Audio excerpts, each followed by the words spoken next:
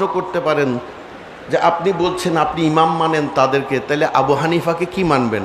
আবু হানিফা আমার ইমাম, তিনি আমাকে শিখিয়ে দিচ্ছেন আপনাদের ইমাম যেমন আমি, আমাদের ইসলামের ইমাম হচ্ছে আবু হানিফা রহমতুল্লাহ আলাই। কারণ কি জানেন? তিনি সে রজ্জু কীভাবে আঁকড়ে ধরা যায়, সে রজ্জু কোন রাস্তা দিয়ে গেলে পাওয়া যায়, সেটা তিনি আমাদেরকে সহজ করে দিয়েছেন। ঠিক তেমনি শাফি মাজহাবিরা তারা, মালিকি মাজহাবিরা তারা, হাম্বলি মাজহাবি যারা আছেন তারা সেই রজ্জু ধরে সেই রজ্জুটা খোঁজার জন্য আপ্রাণ চেষ্টা করে যাচ্ছেন। তারাও সবাই আহলে বাইতের গোলাম। সুবহানাল্লাহ বলবেন না? আপনারা কি শুনেন না?